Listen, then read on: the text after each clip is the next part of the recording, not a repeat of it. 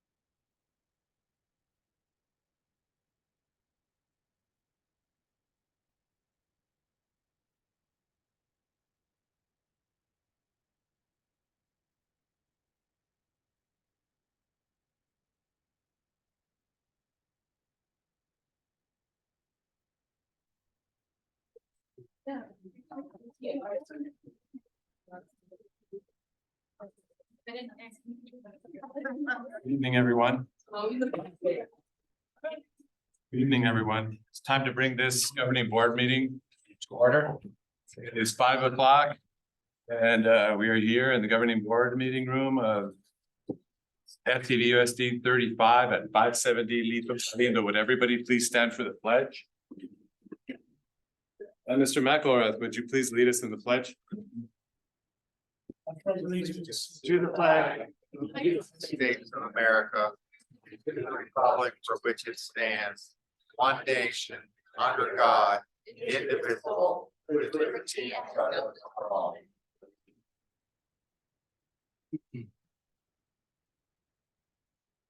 Roll call. Ms. Susan Fobian. Present. Joel Kramer. Here. Brad Beach. Luis Vasquez. Present. And I'm here. We have a quorum.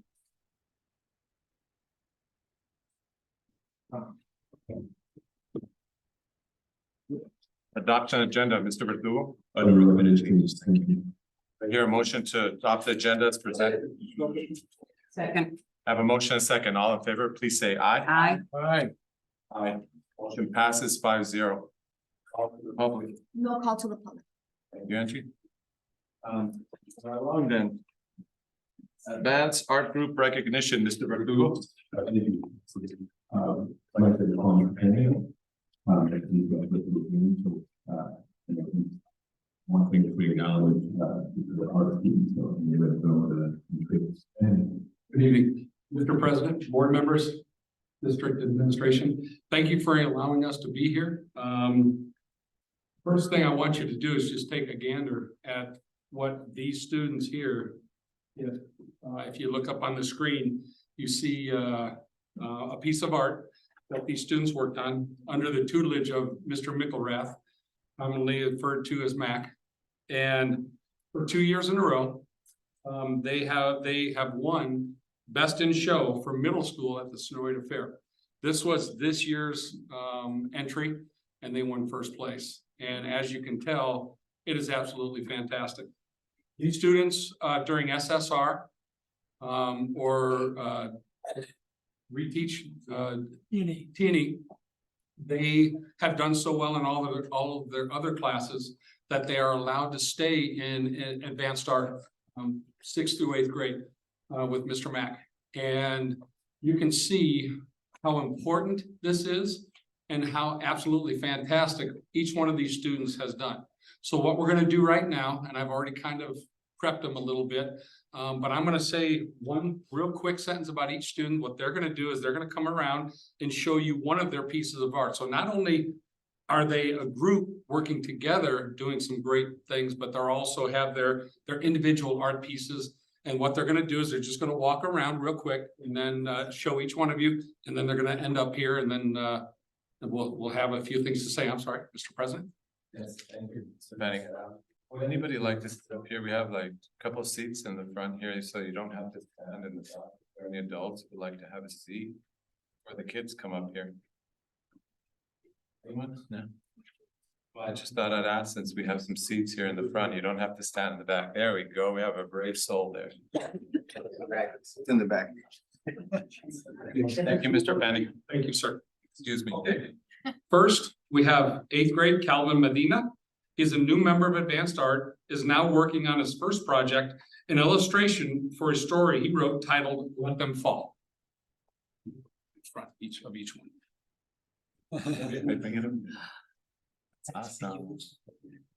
On the You hand. have to get really close for these old eyes here.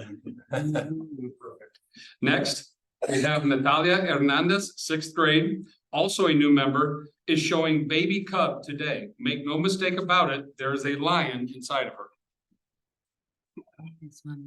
That's sixth grade. Next, we have Pedro Martinez, sixth grade, is sharing a hot rod today, is beginning to master manipulating contrast with pencils, and is definitely a cruiser in the art room.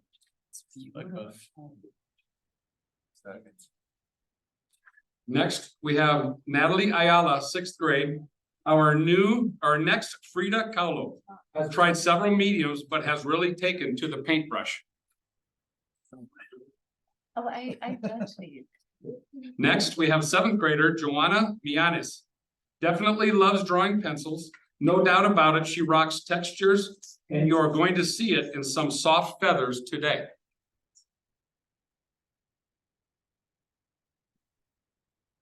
Next, we have Isabella Lopez, sixth grade, is a nonstop draw everywhere, anytime artist, and is as unique as her artwork today.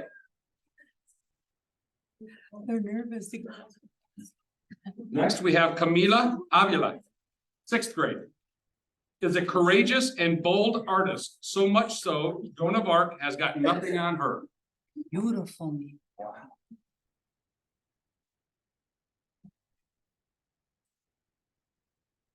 Next, we have Mia de la Rosa, seventh grade.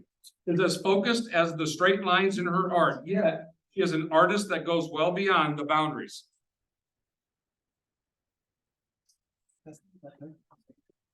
Next, we have seventh grader Brian Moreno Valenzuela. He is as sharp as his pencil tips, and the art he is showing today is clearly going to demonstrate his attention to detail.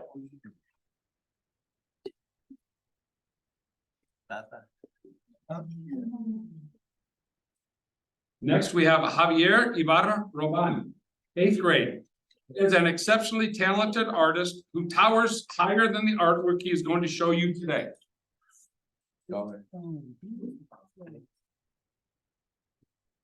Next, we have seventh grade Mia Ahumada, a Tubec Center of Art artist. Do not let her fool you. She is an extremely bold artist.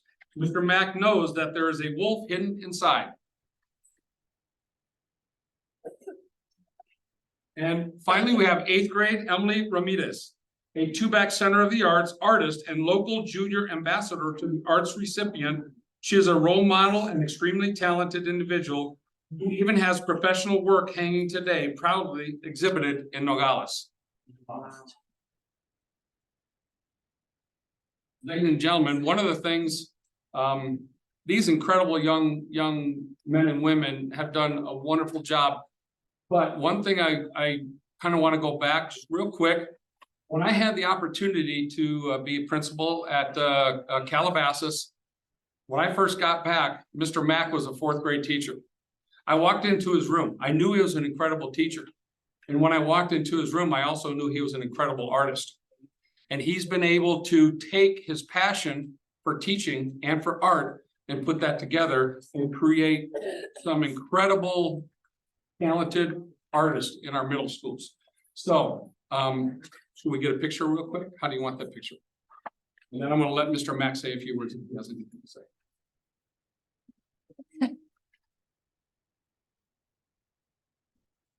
Get a little bit closer.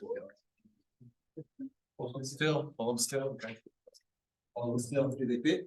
Yeah. Okay. Ready? Count of three. Smile. 1, 2, 3. With that, Mr. Mack. Gosh, I could say a lot of things about these students. They're just, they're an amazing group of kids. There's no question about it. I'm fortunate every day to go work with this group because they're focused, hardworking, and look at this. I go to work and work in an art gallery. It's so much. Give me some questions. What would you like to know? Before questions. Mr. Mack. And the beautiful pictures right up there, and hopefully he'll hang this proudly in the room. Certificate of recognition, Mr. Tom Mickelrath, Quatamuni Middle School at Advanced Arts. In recognition and sincere appreciation of your dedicated service to Santa Cruz Valley Unified School District number 35 and making a significant impact on our students. Thank you.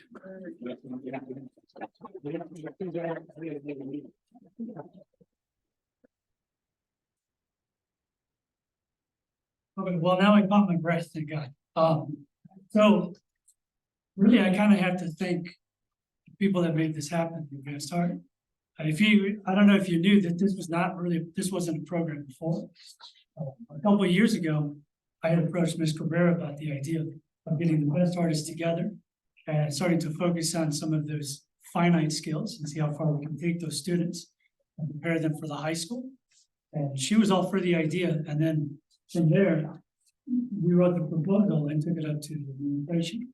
And of course, then they approved it. So I'm totally grateful for that because it just, what can you say when you go to work and you love your job? It is a wonderful thing. And I'm just grateful that you guys are recognizing it. It's awesome. So thank you. Ms. Fogan? You've been an asset everywhere you've been, so I thank you so much for everything you've given to the district.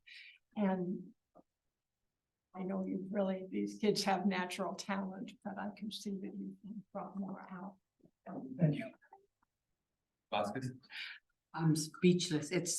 They're breathtaking. They're amazing. And I know what you do. And I know that, like she says, okay, anywhere that you've been a huge asset to our district. And oh my God, they are amazing. Amazing. Guys, you guys are doing fantastic job. Keep up the good work. Keep up the good work. Thank you. Wow. Wow. That's all I can say. Kramer? I just want to say. Bravo. Bravo.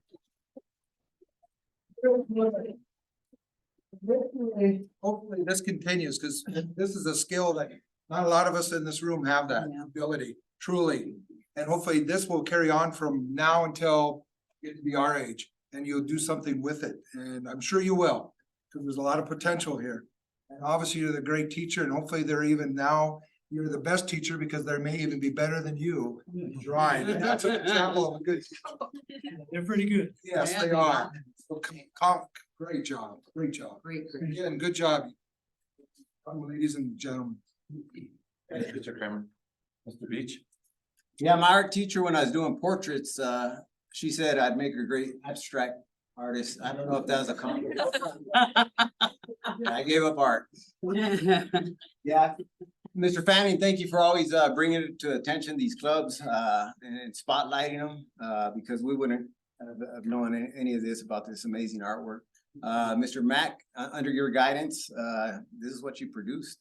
Man, they're eons ahead of where I was. I think I was still coloring between the lines at so as I look at the artwork, I look at what was it? Let Them Fall. It looks like a Metallica cover album. Yeah. And which one was the Frida Kahlo? I've been down to Mexico City to Casa Azul, and if you're into Frida Kahlo, she's one of my favorite artists. Definitely make the trip down there. Okay, so wherever your parents are, book that trip. Oh, yeah. But all these pictures bring out, I can sort of tell your personalities are within these pictures, and artwork is something that reduces anxiety, stress, and hopefully that you continue in your path being an artist, and in the future maybe become tattoo artists and actually make more money. Yeah, not Disney, huh? Tattoo. Congratulations. Yeah.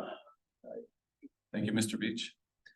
Well, first of all, I want to say, I'm sorry to say Mickelrath in the beginning. I'm sure you caught that, but we all call you Mac, and so I work with your good friend, so I call you Mac.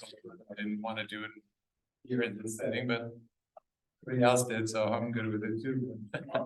But yeah, speechless. And Ms. Vasquez was the first word that came to my mind as well. Somebody rushed by us. We were trying to slow you down a little bit so we can really take in, absorb your art. And I agree with Mr. Beach. It really says something about each one of you. Your personalities are in there. And the detail, wow, the detail in what you did, you can see that you put a lot of effort into your work. You're so talented. You really represent the best of Rio Rico. You do. So our community, our district, District 35, we're so proud of you. Also, I want to commend you for addressing appropriately to come to the board, this board meeting. I know you're a little nervous, but you guys look terrific. You look sharp, and it's a good reflection of the leadership. So I want to thank you for that. But Mac, just your efforts are just ineffable. I don't know what else to say. I had asked the superintendent to please invite you because we knew that you didn't want the award of Santa Cruz County. What is it now? 3 years in a row. 2 years in a row. Wow, we're looking for 3 now. And when I can't remember who said it, but they said art is they're mentioning your art, but I don't know, have your kids ever seen your art, the art that I've seen at your house? I've seen some of it. Pictures. Because I hope someday you'd come back and show us one of those pieces because wow, they too are incredible like the kids. And so I can see that your talent, you try so hard to get your talent to rub off, or at least, elicit the talent within these kids, like the talent that you've shown. Wow, Mac, it's something else. I knew you as an administrator, like Ms. Fogan said, no matter where you go, what you touch, you're just like Midas, But wow, I'm floored. I knew that we're gonna produce something really great, but guys are really something else.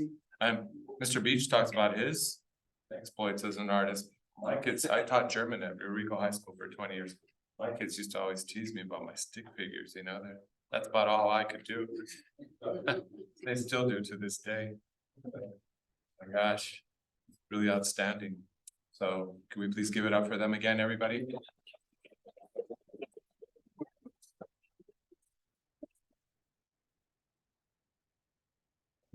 Hope you do this for many years. Thanks, Sean. I would be remiss if I did not recognize someone in the room who may have sparked a few of these artists. Mr. Didmar is also an art teacher.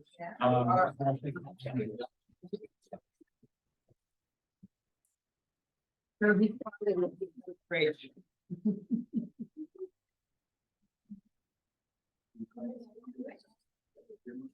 Thank you. Thank you so much for sharing. The feeder. Thank you.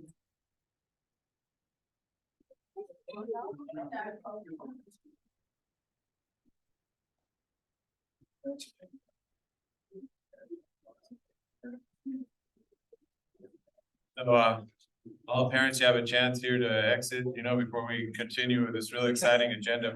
Thank you for joining us. Thank Thank you. you very much. Thank you so much. You have amazing kids, really. Thank you.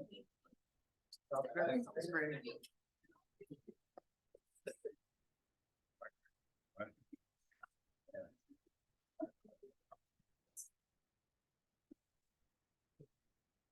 have no idea. Doing those on computers. It seems like the last one. They're all gone, they disappeared. The one over The here. last one that was like a poster. Yeah. And that one's the Indian girl, right? Yeah. Okay, construction update, Mr. Verdugo. Thank you. I'd like to invite, right off that. Our monthly, Thank you, Mr. President, members of the board and administration. Started.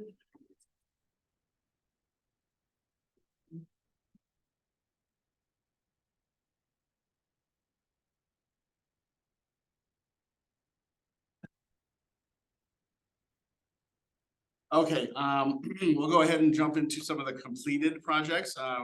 As talked about last month, I'm gonna take this one off for the next go around, but the JROTC project has been completed. located just outside of the sports parking area, just to the south of the football field. Some of the photos of that we have shown here with the tilt wall, some of the rope bridge, the tilt log bridge, and some of those obstacles like that. SD Crane did work on this one and got this one completed super quick for us once we got everything kind of worked out with what obstacles we were going to use, which I explained last month. Here's just another photo showing the Tarzan swing and balance beam. And finally, this is the rope bridge. Moving on to the projects that are underway. Currently, if you have seen, or maybe you haven't, we have broken ground on the CTE field house.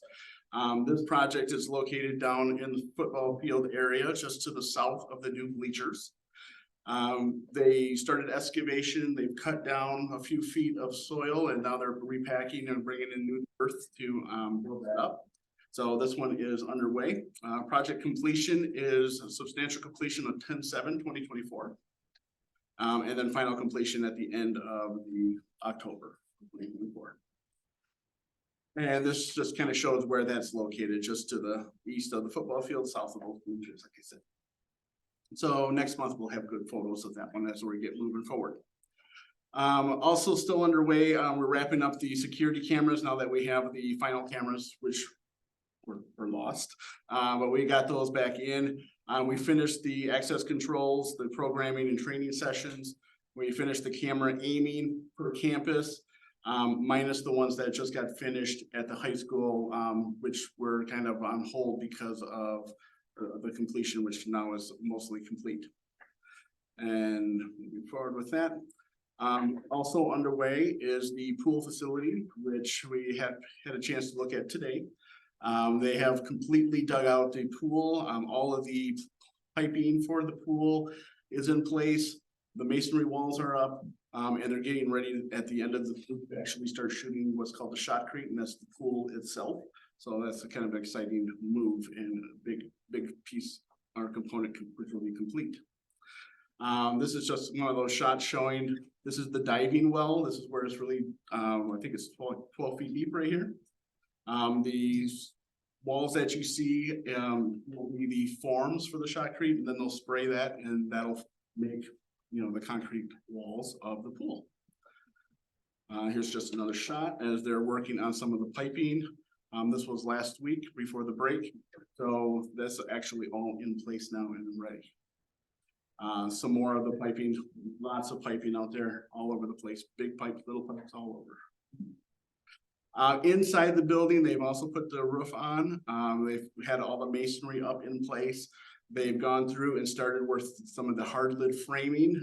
As of today, most of the hard lids in those spaces are completed without being painted, of course.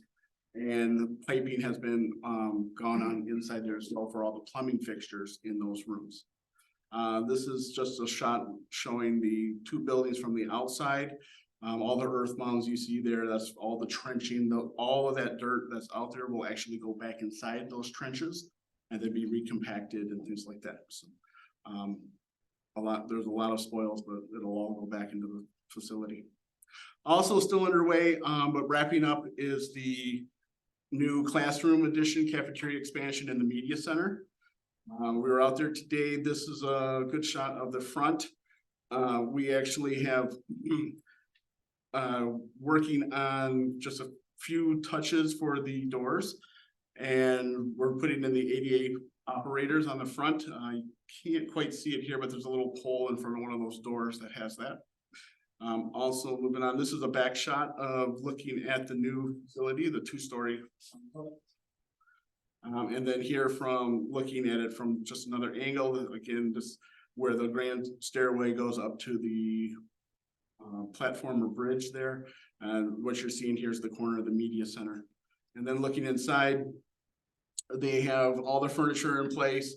Again, really all that was happening recently has been just the final touches, paint touch-ups, doors, a little bit of some tweaking, getting those reset a little bit and things like that. They did come back and paint the existing stage and did the front of that to make, for the colors of the school. Shown here, you can barely see because the lights are off, but we have a bunch of tables up there. This will be the overflow seating for the cafeteria. Also, this is a shot showing the tables and things set up inside the new expansion of that cafeteria. This is the hot and cold areas that I told you about.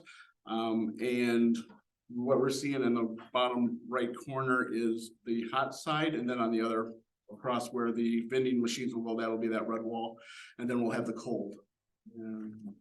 Here's just a better shot of that. We also have the soft seating, which has been put in place now at this one. This creates a booth atmosphere. They have little plugs in the walls so that they can charge their devices and things like that, plus the nice lighting there. And again, soft seating has been put in place. The media center, this is an older shot showing the media center. But right now, all of the furniture is in place there. As of today, when we were there visiting, we saw lots of books. They were doing a lot of the cataloging and getting books into those shelves. And it looked like they actually motherboards and things like that. So they have been utilizing this space already as well. This is a shot showing inside the media center, looking at that bookstore. And that's where they're obviously purchasing some of their textbooks and things like that, or whatever books that they'll have inside there. And that space is all complete now as well with cameras and the I don't know if the books got in there yet, but I think, but the millwork, the shelving is all in place. Since 10/31, last day of October, we did get our certificate of occupancy. So that's a really good move. We have our final backwalk, which was the 21st, just before the break. Like I said, they were just wrapping up some very minor touch-up paint. Just a couple things on some doors and some little things like that. So they only have like a week or so left. So this project is right there on the cusp of being complete. And with that, we are complete with the presentation, and we're whittling these down slowly but surely. Any questions? Morgan? What is the seating capacity on the new cafeteria? Oh my gosh. I'd have to double check that number. I forget. We added, I would say we probably doubled. Yeah, I would have to double check though. I can't remember it off the top of my head. Because we rearranged the primary cafeteria with all the new seats, and then we have that overflow on the stage, plus we have the new expansion. Well, I would say double. I can't remember the exact number. Okay, thank you. Ms. Vasquez? I just wanted to know about, you said something about losing light or losing something. What was it that they lost? I was trying to stop you when you were talking about it, but you said that you lost some lighting or something or some Cameras. cameras? Cameras? Yeah. So when we Did were, we find them though? I mean, were they found? yes, they were found. Oh, okay, so Yes, and they're using it now. Okay, I was like, what? They're actually all installed. Okay, fantastic. It looks really, Yeah. really nice. Yeah, it was a scary little moment for a couple days. Oh, yeah, yeah, misplaced, huh? Misplaced, yeah. No, good job. Everything looks really, really nice. It's getting together. Good job. Thank you. Thank you, Mr. Beach. Yeah, Brian, no, thanks. Everything looks great. So kudos to you and your team. Just looking at that one picture, you got roofers, painters, plumbers, you got electricians, you got flooring people, and to coordinate all that, and to try to get on all these projects done in a timely manner. It's a big task, but you guys have been doing an outstanding job on all the facilities. They look amazing. Thank you. SD Cranes really put a lot of hard work into getting this done for you guys. Thank you. Mr. Kramer? Thank you. Yes, thank you, Brian, for the monthly presentation. Certainly, I got a couple questions on the cameras, principals. We're good. You guys are good back there? If that's the main, you guys are all part of what aiming and everything else? Yes? Okay, because that's the important. Yep. You can tell us one thing, but it's the principals sign off on. Yeah, each one of the principals had a sit down with. Had a hand in it, you're saying. Oh, good. Very good. And second of all, this is a more liability question. The obstacle course is not open to the public, correct? That is correct. It is completely fenced off and there's only two ways in and out of there, and those are manned by whomever, I think it's Lieutenant Colonel. And in our JROTC program. Which is important. Yes, it is. And those fences are 6 feet tall, so it's not easy hop. But the fact is you got it fenced in, therefore it stops people from, Correct. they get over 6 feet, well, they already committed trespass. That's correct. So, absolutely. Right, so anyway, okay, that was the, and yes, everything else looks good. Thank you for the presentation. You're welcome. Thank you, Mr. President. You're very welcome. I have nothing. Thank you so much. Thank you guys. Moving right along, SD Crane Builders and Mr. Revere. Thank you. This is, now being done, scheduled. This is not a trigger the board. Not a decision on the way to do. So I, for the revenue over there, because I would praise one of the we have. So, Thank you. I agree. And regarding the Rio Rico High School SFB, its main campus project, including possible assessment of liquidated damages.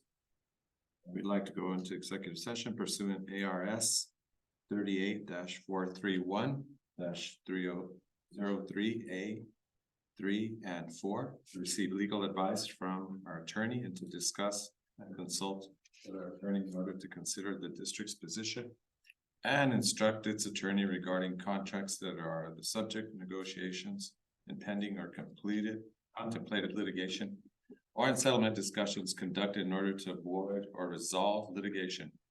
Do I hear a motion to convene to executive session in room 125, our conference room? So moved. Second. There, a motion and a second. All in favor, please say aye. Aye. Aye. Motion passes 5-0.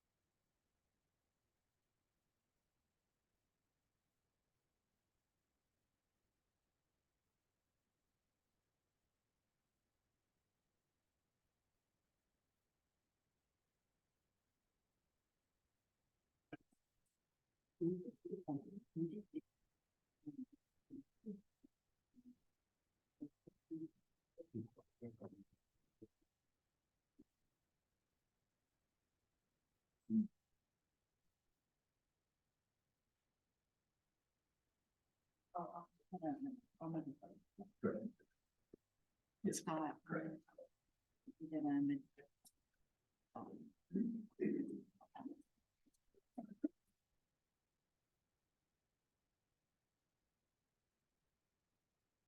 All right, do I hear a motion to reconvene into regular session? Second, I have a motion, a second. All in favor, please say aye. aye. Aye. Aye. Motion passes 5-0. Do I hear a motion to direct our district attorneys to continue negotiations with SD Crane attorneys in accordance with within executive session? Second, A motion and a second. All in favor, please say aye. aye. Aye. Aye. Motion passes 5-0. School year overall site assessment data, Mr. Rebugo. Thank you. This is a continuation of our presentation from previous meetings where we did the overall school data. We were now looking at individual site data. We did tonight with Rio High School and so I'd like to thank this is how we think the board to help questions. Specific what they're doing to improve overall safety, as well as anything that we would like to ask about.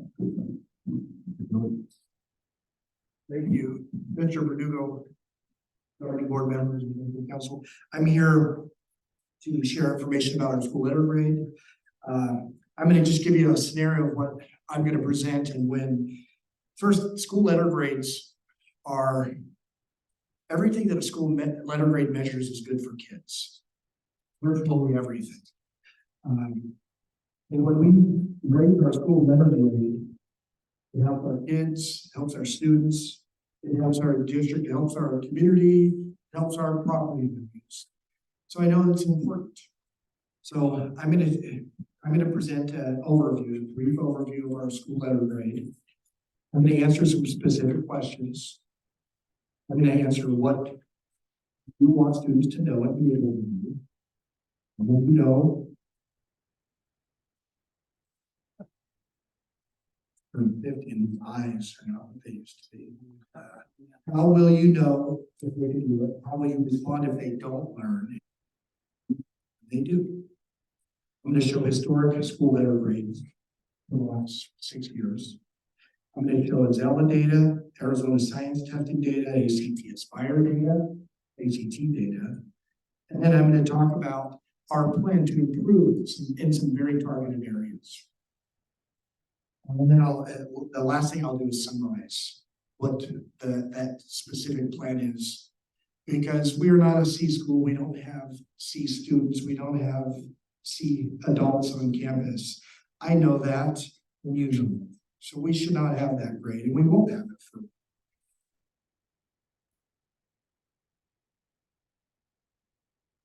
So this is a summary of our school letter grade.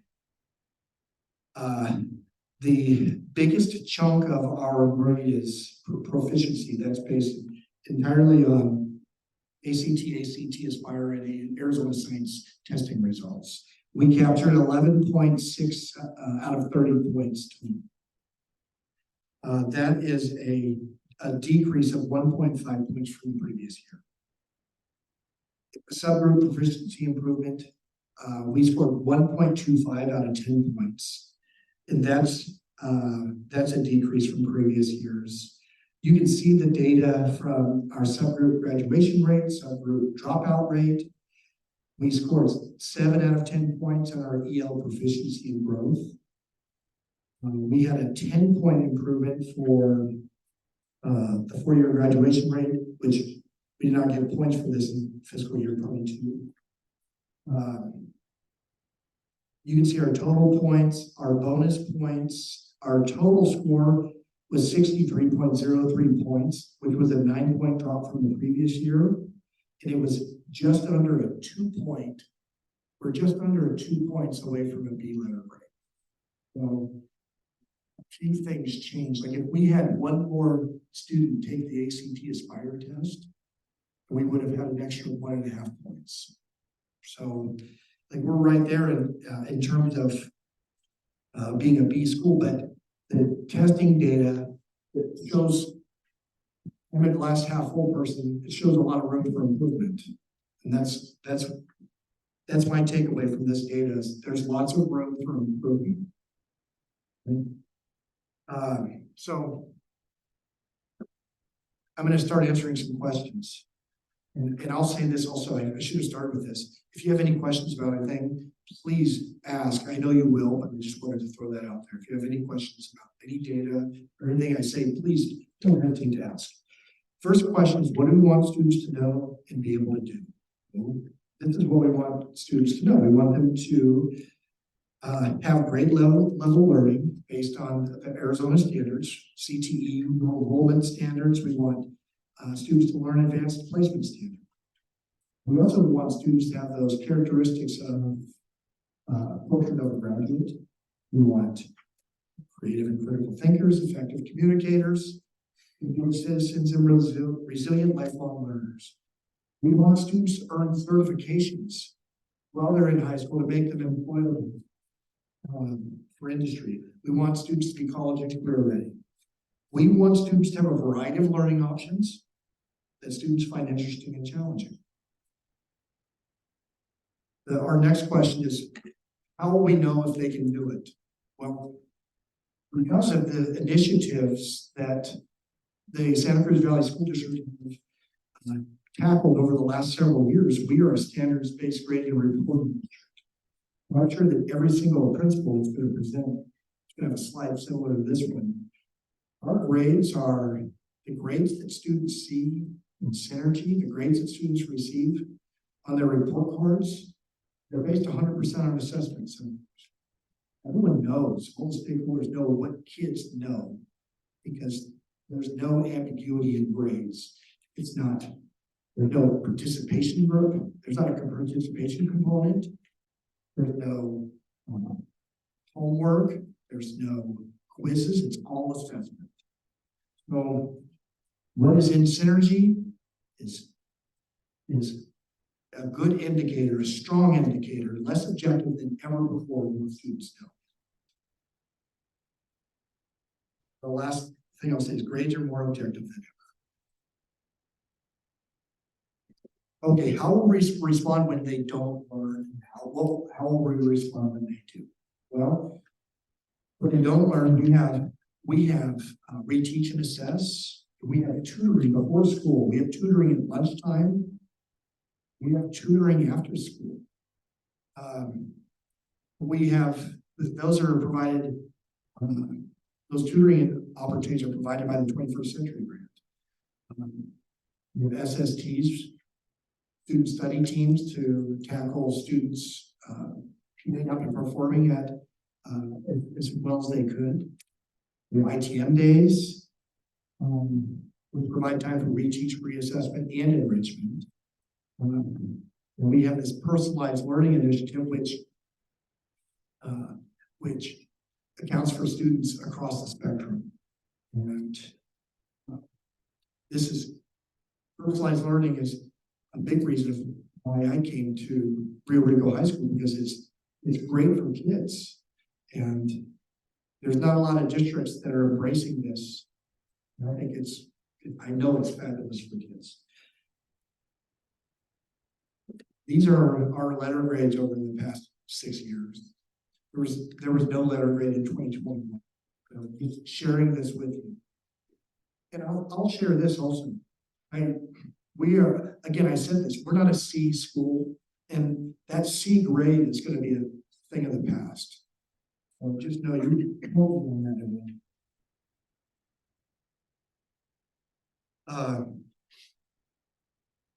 Now, let's take a look at our data. I'm just going to present data, share some things to share some highlights, if you want to call it that, and then I'll talk about our plan. First, Here's our Azella data. For 9th, 10th, 11th, and 12th grade, all grades from last year. Can you see this on the computer in front of you? Okay, I can see it from here, John. oh, you can? I don't need the glasses yet. Eyes. Kid surgery. Okay. I can't see it from here, so. And I'm gonna say that there's room for, we got 7 out of our 10 EL/FEP points. One thing the district did before I started was hire an additional EL teacher. Last year, our EL classes were big. When I say big, there were lots of students in those classes. And because of that, the leadership at Rio Rico High School and the district found value in adding an additional EL teacher. And I know that's going to have a positive impact. Our teacher has more time, has fewer students and more individual time with students. So I know that's going to have a positive impact on that component of our school letter grade. And I'll say this also, I don't know the year, but we do have a high quality curriculum for our EL students. Sending curriculum is like the industry standard, I'll say, is what our several of our schools, surrounding school districts are using, and I know that it's high quality. Next, let's look at our Arizona science data. And I'll say, remember, I'm a glass half full guy. You look at this data, 15% of our students last year either were highly proficient or proficient on this Arizona science test. And this was juniors only. So I'm going to say there's lots of room for improvement. That's my take on this. There's lots of room for improvement in Arizona science. Let's look at ACT Aspire data. ACT Aspire, you can put the red oval at the bottom. You can see the percentages. If you add the left two numbers, 34% of our 9th graders were proficient or highly proficient in English, 24% in reading, 11% in science, and 11% in math, which again gives us lots of room for improvement. Here are ACT scores for the last 5 years. If you look at last year, 16% of our students were highly proficient in math, which means 74%, 84% was not. There's lots of room for improvement. 25% of our students were either proficient or highly proficient in English and reading. 6% were highly proficient or proficient in science, which is different than the Arizona science. Again, lots of room for improvement.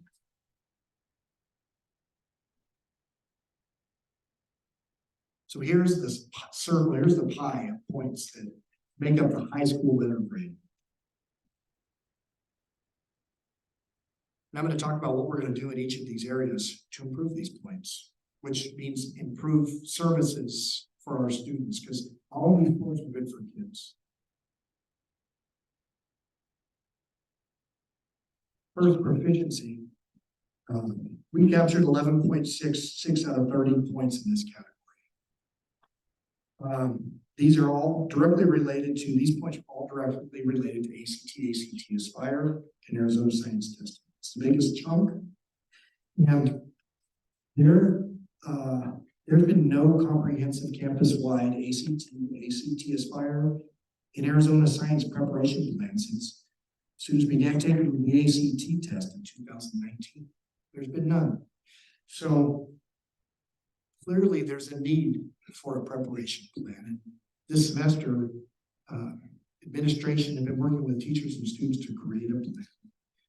We'll have a plan ready to roll out in January, along with a motion talking, sharing information with students, with teachers, and with parents and families about why these tests are important for students, what opportunities they may provide, and how it affects not just them, but us. I don't know if there's ever been a conversation about students, you need to do well on this. It provides opportunities for you, but it also affects your school letter grade. This is your school. And the better we do, the better you do, the higher your letter grade is. So there's going to be a promotional plan. I've got some already started working on promotion work, recruiting people, recruiting students and teachers to help with it. We're also working on a plan for science for juniors, sophomores who will take the ACT. Freshmen will take the ACT Aspire, and our juniors will take the Arizona Science. We're working on a preparation plan with, there's a plethora of resources. Students have devices, and there's so much, there's so many resources online. So there's a plan that I'll share with you once it's finalized, but it's something that's going to be kicked off in January when school starts up. And then this plan, hopefully it's something that I plan to continue next year during the 24-25 school year, tweak it if needed, because we're always modifying and adjusting in education, tweak it as needed and begin implementation earlier in the school year, the 24-25 school year. This is kind of a summary of what I just talked about. And we're working with students, with teachers. All teachers are invited to participate. And there's a good group, a nice percentage of teachers are taking advantage. I think we'll probably have 30 or 40 people at our planning meeting on Friday. I think that we'll probably have the plan about 75 to 80% finalized. Okay, that's ACT Aspire, and our Arizona Science preparation. Okay, next, let's talk about our subgroup improvements. We scored 1.25 out of 10 points. And these points are earned through specific subgroups improving, showing improvement from one year, from the previous year to the current year. We don't qualify for a point for all 10 of those points because we don't have students in all of those subgroups. We don't have enough students in all of those subgroups to earn points. But the subgroups that we do earn points for are ELA and math for our Hispanic subgroup, our EL and FEP subgroup, which is our language learners, special education, and economically disadvantaged. So you can look at this data and see we got 1.25 out of all of those points because only one of our subgroups improved. Our EL and FEP improved from the prior year to last year. And I believe that our plan for ACT Aspire, and our Arizona Science, our plan to prep kids for these three tests it's going to help all of our kids, including kids in these groups.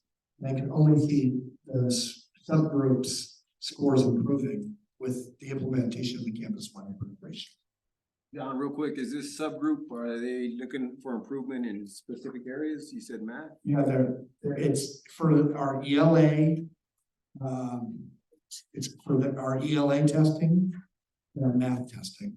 So it's ACT Aspire, and our Arizona Science. They don't use it as Zella? Not for, no, not for this part, unless, no, it's just our standardized testing.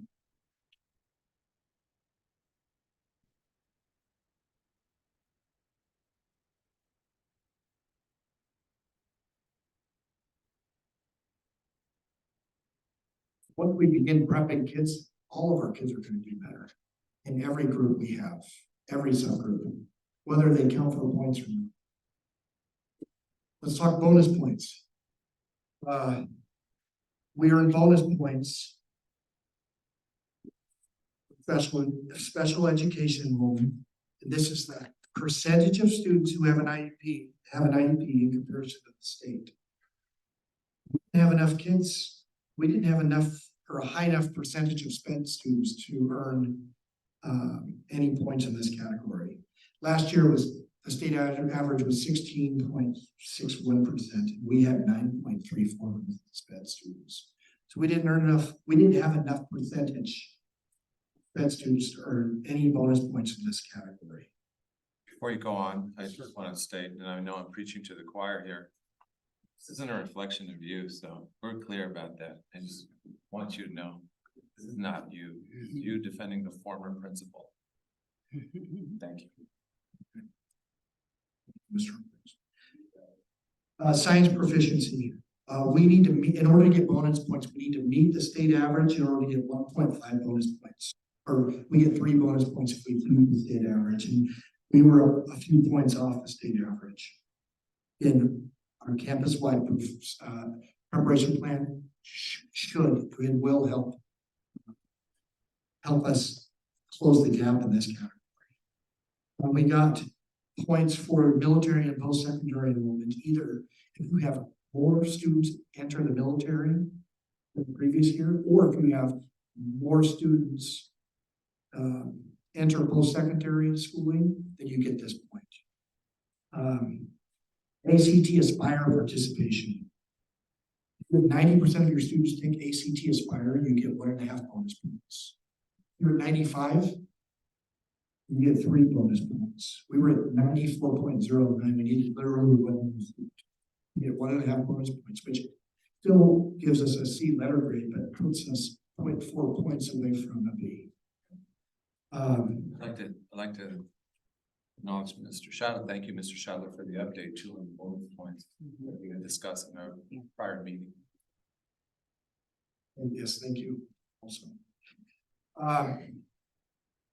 All right, so the last thing I'm going to talk about is college and career readiness. We earned 13.3 points. The previous year we earned over 18 points. And one way we're going to improve points in this area, which means we're helping students by adding certifications. We had 3 areas where students could not get certifications in CTE classes: GROTC, film and TV, and digital photography. So this year, all 3 of those students are able to get certifications. Please don't ask me for the specific certifications, but I know that OSHA is at least 2 of the certifications that at least 2 of those groups can earn, and several can earn multiple certifications, which is good for our kids. Every certification they leave Rio Rico High School with is good for them, and it's good for Rio Rico High School.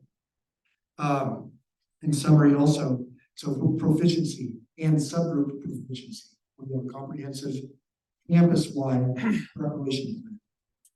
It's going to help with those 3 tests. For EL proficiency, thank you, district and Rio Rico High School leadership, for having an EL teacher. I know that's going to help. I just talked about the certification for college and career readiness, which is going to help. And we're also going to target students and encourage them to take classes that would make them be completers. Something that hasn't very intentionally, from a registration perspective, been done. Certifications are good for kids. Good for reading. So those are the 4 areas that we specifically targeted to increase our letter grade and help our students. And that's my presentation. You, sir. Ms. Phobia. Good presentation. On board with you that we won't be a C again. It looks like you've got some solid plans, and I look forward to January. I look forward to sharing. Ms. Vasquez? Yeah, same thing, great presentation. There's a lot of information and a lot of things that we didn't really know about. And again, like Mr. Ramirez said, it's not on you, it's the other person, but we're expecting better things. And I know that you are working really hard and you've got a really good team behind you with teachers and faculty and everybody that we're gonna make it. I know we are. We got great adults, and Yes. the best kids. Yes. They deserve the best. Thank you. Thank you very much. Thank you, Ms. Vasquez. Mr. Beach? It's on you, John. No, no pressure. No pressure. Yeah, no, the ninth grade ACT Aspire, they're for ninth grades, they should be taking the ACT in the 11th grade. So, you know, last year I think was the first time the freshmen took Aspire, correct? Or was it the year before? It's 2 years. Last year was the second 2 years. Well, I like to see like what the student did, their freshman, what they're doing their junior. You know, that shows me growth because it's the same cohort, working their way up. So that's more meaningful to me. I think the ACT is sort of biased to our population down here. We have a lot of English language learners. We're 90-something% Hispanic. It's a time test. They don't do good on time tests. When you have whatever, 45 minutes to write an essay, you know, it takes time for our learners. So I understand the challenges that we have here with our ELL population. I like the Azella because the Azella tracks the same students from the time they enter our district to the time they leave. That's more valid for me as far as when I'm looking at data and growth. So these are just things that come to my mind. But like with all data, we look at it, we assess it, and then we try to improve it. So, you know, and that's where we're at right now. Well, the ACT test is a reading test. Every content area, even if it says math, it's reading. And timed, when you put that timed element in, it changes it. It puts this layer of stress on that. You gotta practice under timed constraints, and that's something that hasn't happened. And it's important, know that that's part of our discussion, timed writings. Science, Timed writing. science is a reading test. If you look at it, yeah. Thanks, John. Thank you, Mr. Beach. Mr. Kramer? Well, thank you, Mr. President. I'm just redoing my notes in your fine presentation, John. Very good, and I'll reiterate what two of my fellow board members said. Yes, this was a past scores. You're defending whatever the scores were, so much as you're saying how I'm going to fix it, right? That's what you said, and I think the fact of your game plan was to improve academic climate, which you're saying, in the structure. And hopefully that carries on into the classrooms and you and your team are supporting those teachers. And that's certainly a big thing. And I like the fact that you emphasize, and by the way, I gotta just say that too, this, hopefully you can take some of this feedback from me. I know there are some people that say my decision-making skills on focusing on student success has been detrimental to the district, but hopefully I can at least give you some of the advice. I wanted to put that in there, but nevertheless, aligning your curriculum to the standards, which it seems like that's what you're doing, because you were talking about that. And focusing on your subgroups, because that is a key. And it is a key, and the fact is, I'll say for those of us that remember her, and is Cecilia Kincannon, who retired from this district. She came out of retirement to work at the school for 2 years with us. She tackled that one subgroup of the EL students. She wanted to do something, everybody knows her as a drama teacher. She did a heck of a good job to get that subgroup to keep us as a B school. Because that was our weak end of our testing. Granted, we were a smaller school with still 180 kids, but she looked at that, we looked at that. And then we looked at the subgroups, which you're doing. I think that's a key on the testing. And you even said it too. It's not so much, even though you want to help all the regular students that are testing because they're doing it, but focusing on what you just said, John, I think is your game plan. And if your team is supporting that and you're getting support from this team, I think you're on your way, bringing that back up to that B school. That probably, as we saw it for the last few years, wasn't so much, but the fact that if you're going to do that, I think you're on a good task for that. And so. Well, I just want to commend you for that. I think it's very good. And the fact that we've heard before how you're tackling my last thing was the climate and the school climate. And that is a key element that was missing. And I think you already addressed that in previous board meetings. And I think you're on your way to getting that because you're getting the teachers on board with you and your team, from what I've heard. It's Mr. Kramer, I'll just do a quick comment. The teachers are on board. It's undeniable that we need a campus-wide prep plan. I'll say that everyone that is sitting at the table up here has been very supportive. Everyone is extremely supportive. Thank you. Keep it up. Thank you. Thank you, Mr. President. You're very welcome.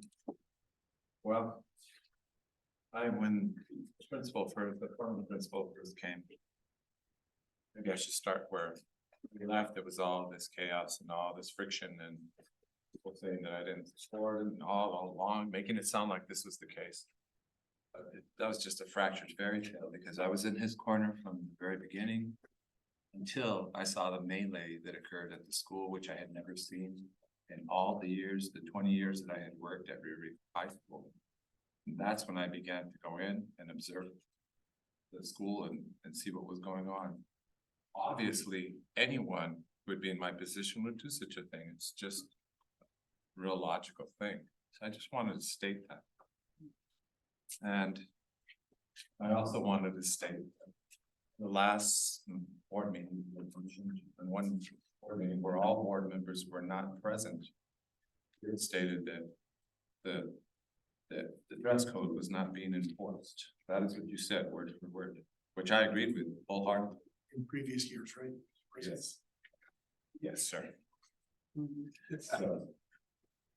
So, I mean, I can't help but feeling good about my vote with regard to the principal in the spring. And because 4 of us who went to the school to go see what was going on, I mean, these scores and all the stuff that we're seeing here completely validates being involved, which I think is one of our board norms, is to be responsible to these kids. That's part of it. It's not always easy to be a bad policeman, just like when we're parents. It's not easy. Yeah, that's a tough stand. It's easy to do what's popular. Anybody can do that. So I feel actually pretty good that we went in and we observed and we put pressure on the school because there were problems, serious ones. You can't have a decent school. You can't even have all of these great things that we want to do academically if we don't have one of the roots, which is discipline in the school.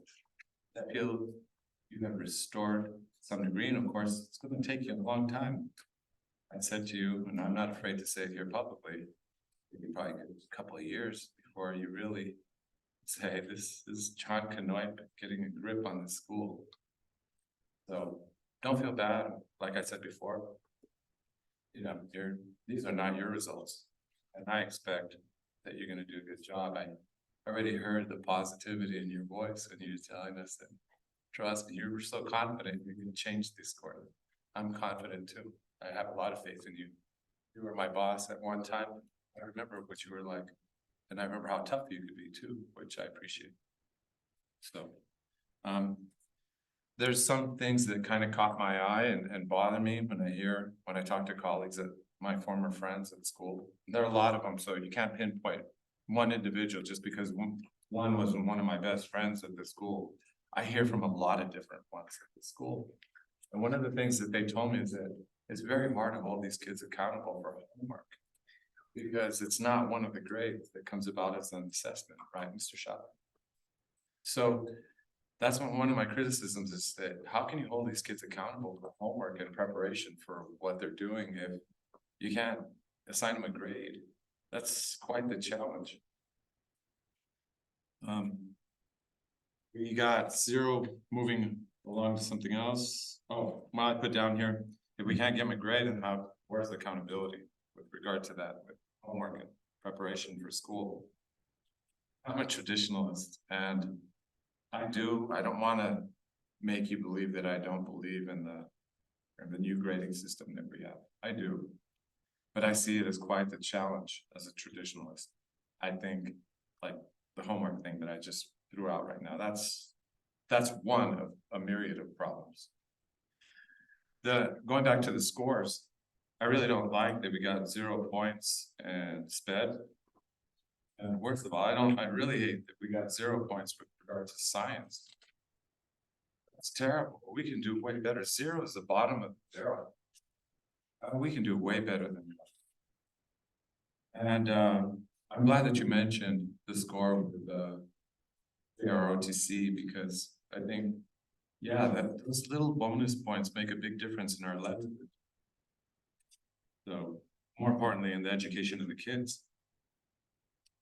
And as far as ACT Aspire, we got a 0 there.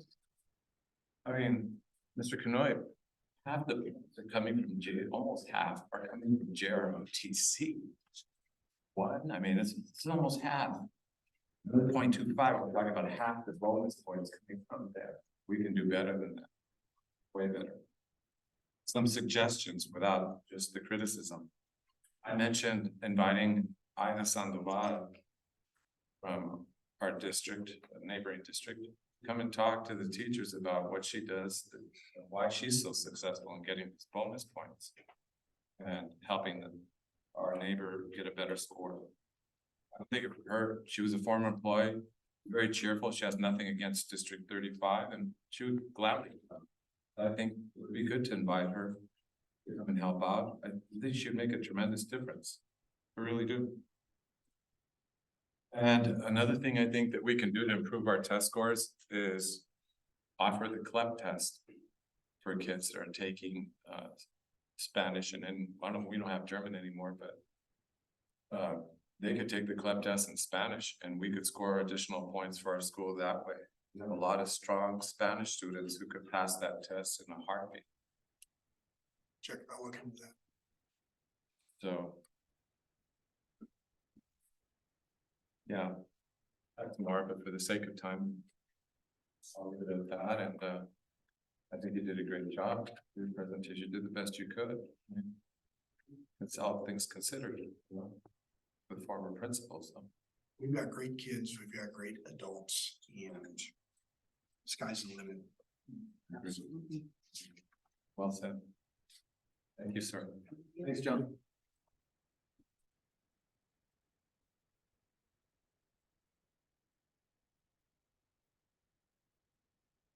Okay, sort of. I think, you know, we have an on-view, Mr. Cody. We could, go to the presentation. Not do that as well as, Thank you, sir. Well, President, members of the board, appreciate making this accommodation for me to be able to present today. I know my wife is happy about that also. I'm excited. Any day now, any day. I told her. Just so the board knows, his wife is about to give birth. Yes, she is. She's 38 weeks. I told her to give me a call 2 times, now head out. Was that pre-planned? So if you run. I know, right? I told her, yeah, call me between 6:30 and 7 p.m. No, I didn't say that. But so yeah, so it's one, like I said, wonderful to be here. I'll go ahead and present here on the letter grade here, and I'll touch on this. As you know, we received a overall a B compared to last year. It dropped by 1.9 points. We were 4.11 points away from receiving an A. Their proficiency, you see there 12.89, basically 12 points out of 30, and that's compared to last year.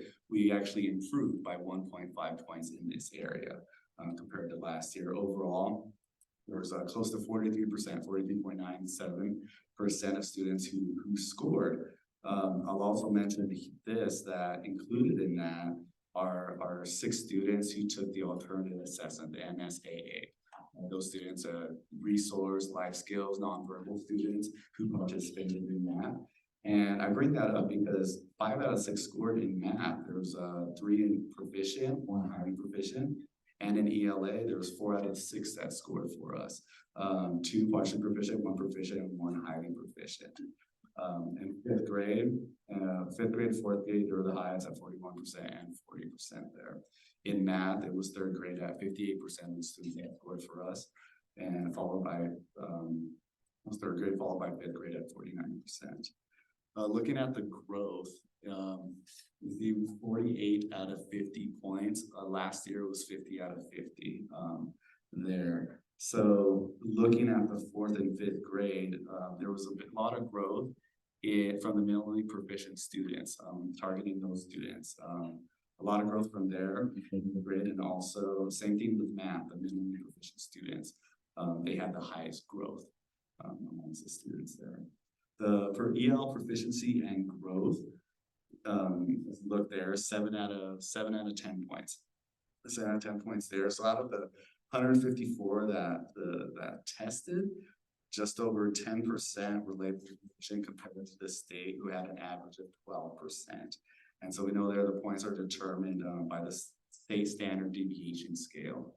So we were between 0.1 and 0.50, which gave us the 4 out of 5 points.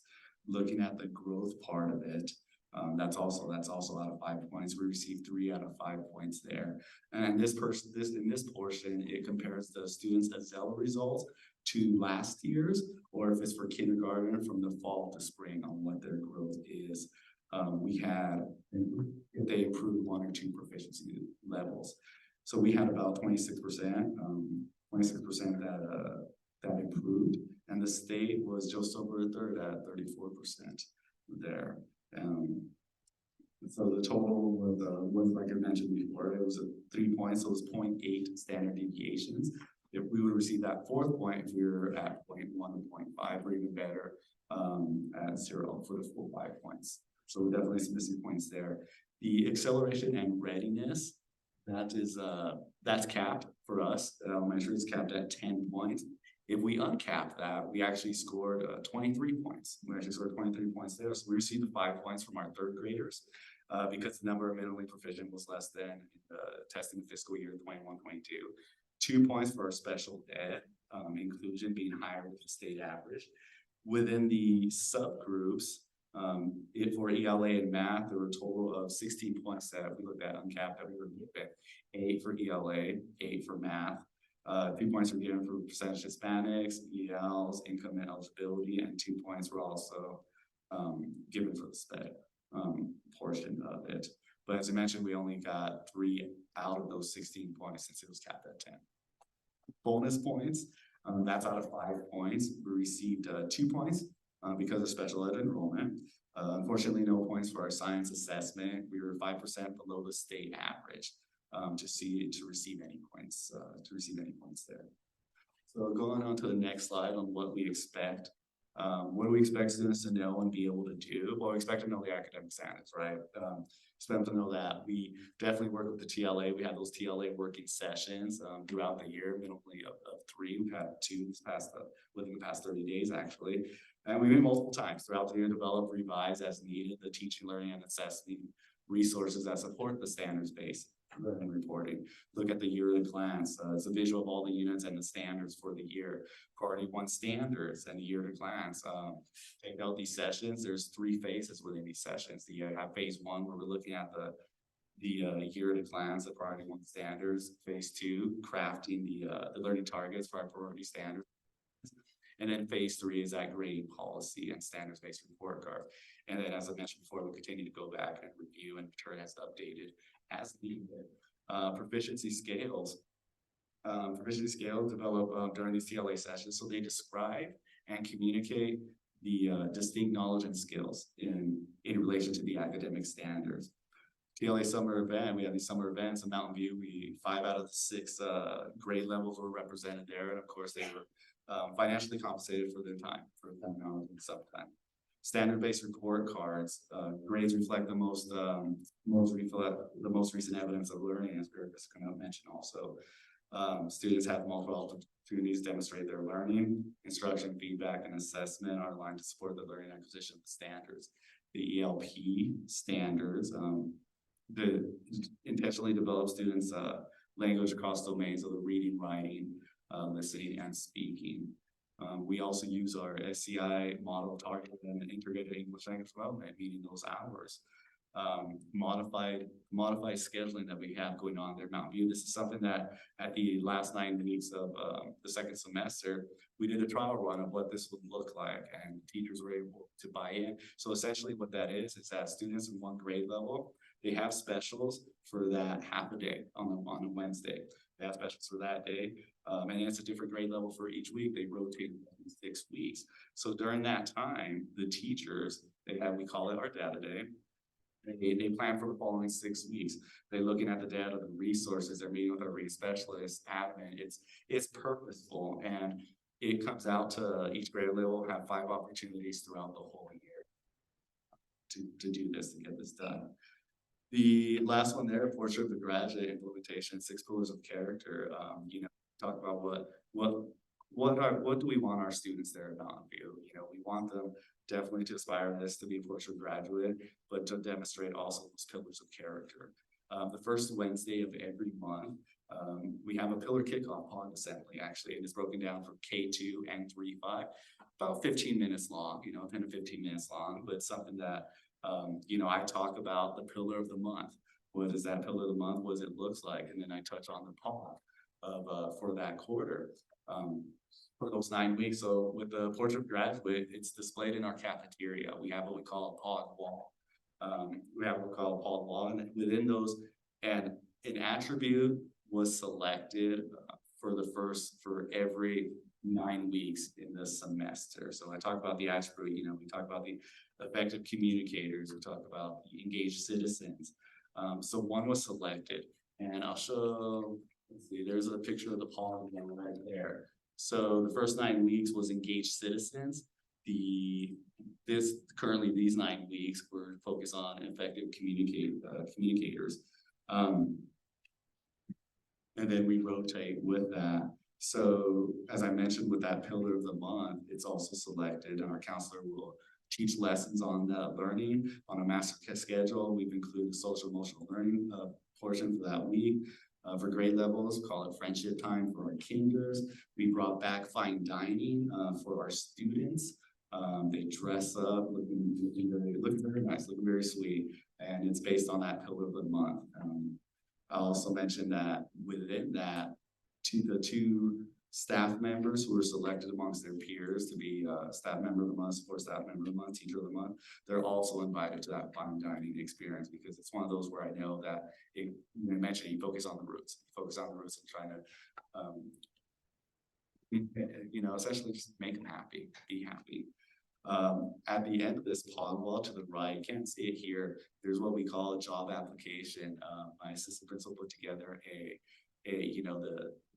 how the POG attributes and the pillars are tied in together. I mentioned that because there was a 3rd grader right now, it's been rolled out to our 5th graders. There's a 3rd grader who saw job postings, and saw the application and went to go grab one, and asked the counselor, can I get one? And he mentioned, well, no, you can't, it's for the 5th graders right now, apparently. And he's like, well, because my mom's looking for a job. My mom's looking for a job right now, and I'm here for one. So just that impact on the children there. I'll go back here to how we know if they can do it. Mentioned earlier about the proficiency scales that communicate the learning in relation to academic standards in a variety of ways, right? It's not one size fits all. It's not tied into one exact method. And what we teach the kids and what we demonstrate to the kids, I definitely want to show that to our adults, to our teachers. In the beginning of the year when they mentioned about how do you want us to show evidence of our POG wall, what it looks like? And I was like, well, there's not just one way. Take pictures, print them out, do a poster. You know what the guidelines are, show the evidence. And that's the same thing with the students to reach that mastery. Here you see too well and everything, but you have the 2 pictures, one with the teacher, one with the student. You have a student reflecting and setting their goals, and a teacher facilitating that conversation. This goes back to their data binders of what that looks like. What are the questions are asked? What are the next steps for them to reach that goal? Self-reflecting on their behavior. What do I need? There's checkpoints. That's table of contents there for fifth grade binders. And once again, it goes back to that, you know, the personalization, having that in our site. There's, you know, and also going back to where as simple as with the teachers in the beginning of the year, say, okay, you need to pick 2 days out of the week, minimum of 2 days out of the week that to fill out on the spreadsheet of, well, you know, day one's gonna be planning and prepping. Day 2 is gonna be looking at the data. And then myself and admin, we do our best to honor those days today. Those are your days. We'll schedule the meetings on the other days. It's a little bit tough to schedule, but it works out. It works out for them to honor that. Next, we have the Azella testing. It's hard to see. Honestly, I can't even see it from here, the numbers and everything. But you know, I wanted to show this real quick, just because on the right side, you see the red. That's the percentage of students who increase proficiency level. That's where we got our 7 out of 10. 26% of the students, you know, they moved up the proficiency level. Now it's out of you know, 171 that's shown there. I'll go to the next bar here, and exactly here, this is what kind of what we want to see in a sense. Looking from the left to right, you see how it increases. That blue and that green increases as you get to the latter grades. And you know, that's what we want to see. Yeah, definitely looking at that red of kinder first and second, definitely opportunity there to improve. And so I'll touch on what we're gonna do there here at the end. Higher, look at that data, the higher percentage we see from the basic and the pre-emerge, I believe was 86% in kindergarten, the pre-emergent basic, and 88% in first grade. Matt mentioned that 26% increase, 7 out of 10 points. SCI models, you know, SCI being explicit, more intentional, and student strategies. OALS Symposium, that's, you know, they would call it the OALS conference. I believe in previous years it's been held in Tucson, but this year they're holding it up in Phoenix. I mentioned this because we know there that they may be strengthened in the SCI instruction. So it's actually happening next week, where I have 2 kinder teachers, 2 first grade teachers, and my assistant principal. I'll be attending this 2-3-day conference to continue to be strengthening that. So I look forward to the debrief on there. So going into AASA,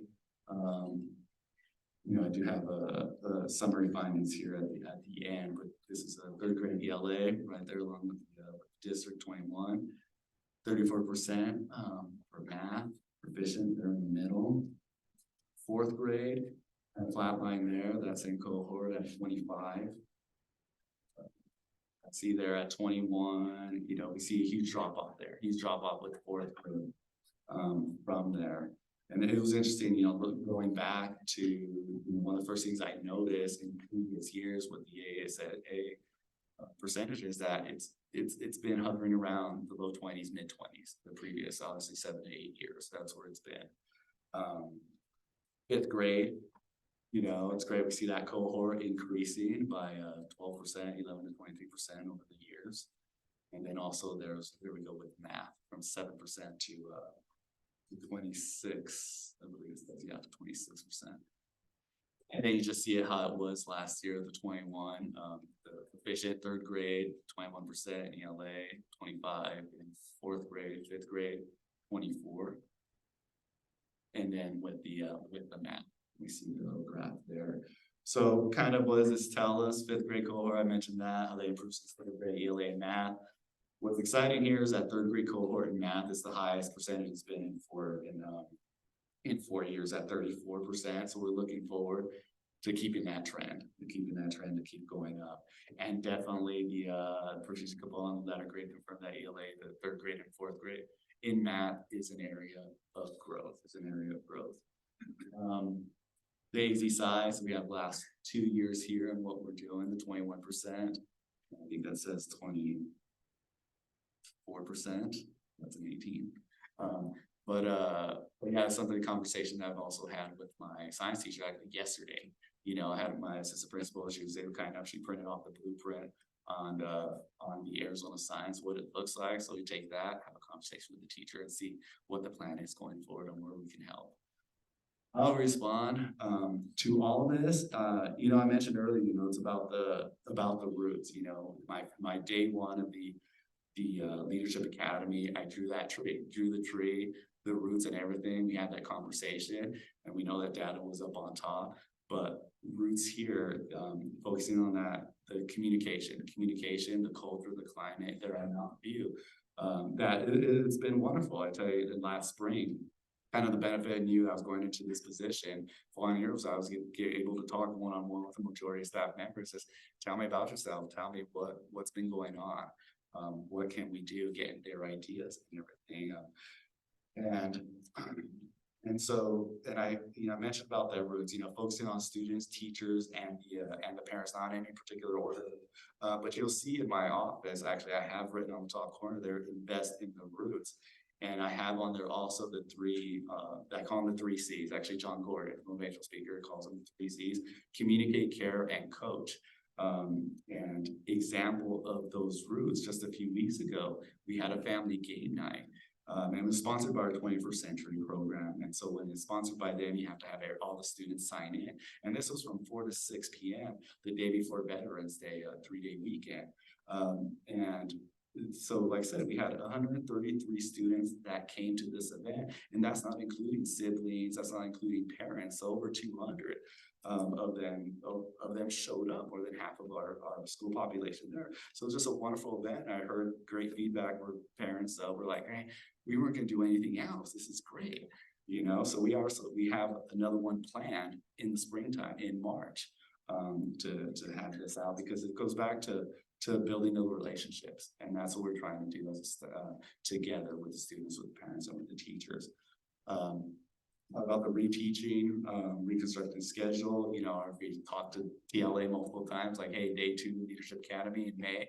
I need you guys to show up. Let's talk about the schedule. Let's go over this, because I know it's so important how you align things and gain the most out of those minutes from the teachers with the students. Reading interventions, definitely that's been explicit teaching. It's been a focus of mine also, helping the reading interventionists. A wonderful reading specialist there who's leading and guiding that. And the emphasis, I put a lot of the emphasis on the K2, on the K2 students, to build that foundation over the years, because I don't want a Band-Aid, I want the longevity. We talk in a lot of aspects, a lot of things. And so that's the focus right now, is on those K2 students.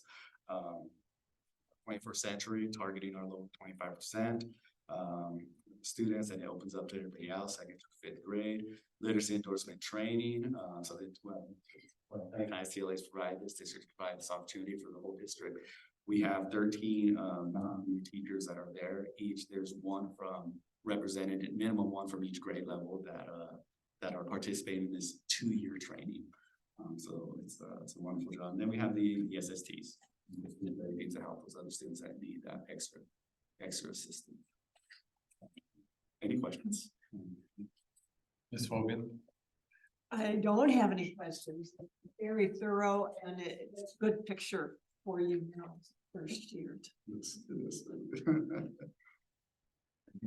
Vasquez? I think you're doing a really good job with everything. Great presentation. I like the fact that you're bringing in our community into the schools. I think that's something very powerful, because when you get the parents involved, and they get all psyched, then your kids will do much better. So that's fantastic. Thank you. Thank you.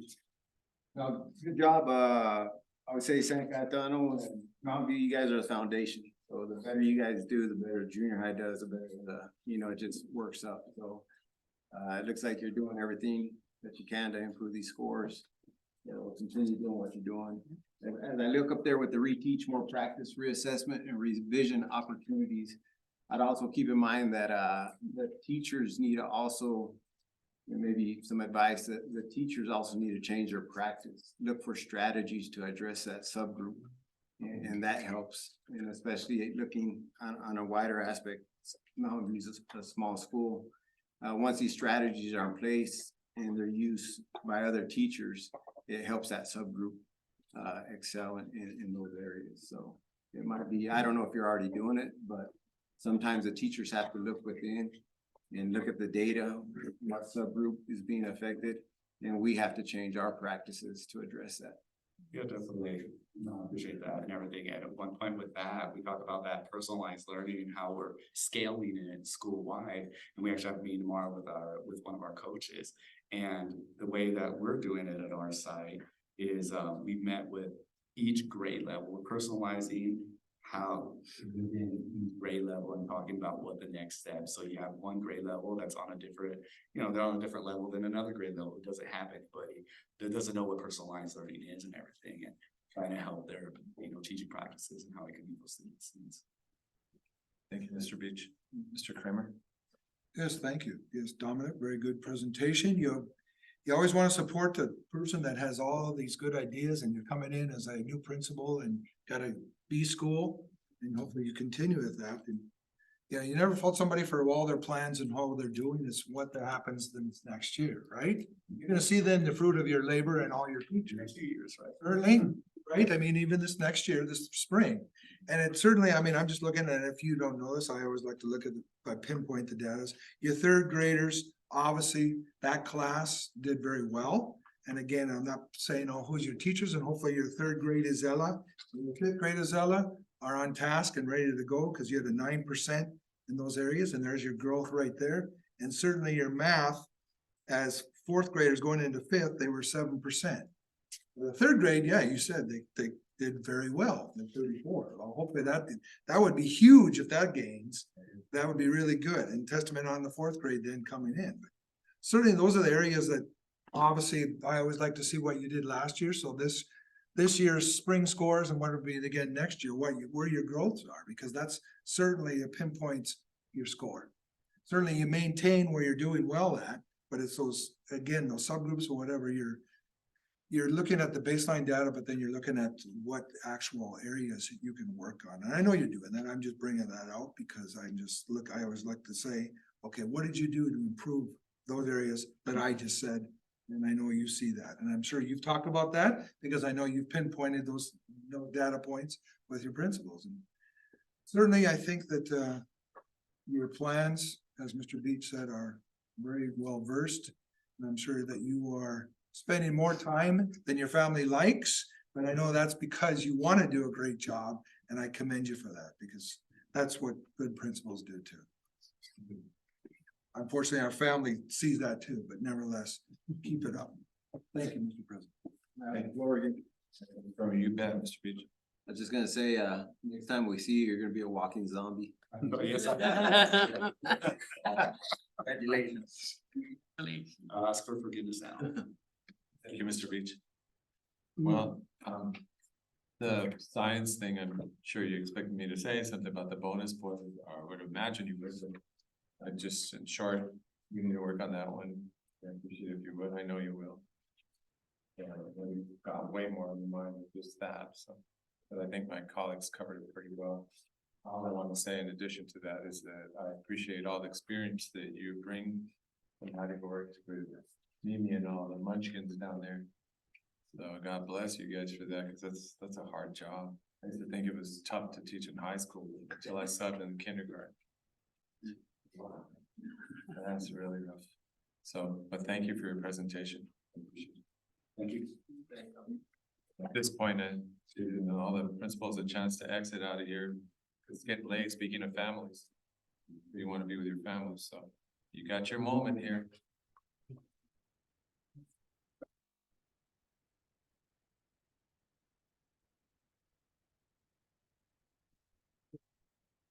Okay, superintendent's report, Mr. Raghul.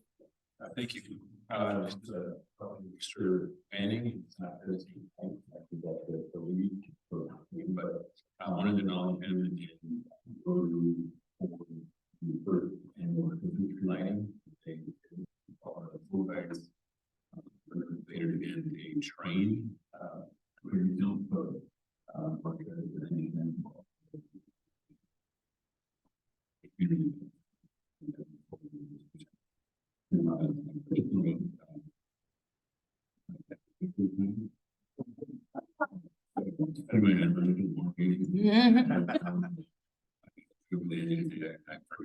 this morning. I didn't get you guys well. After 31 years. Wow. You know, that in case my wife is watching. Yeah. Wow.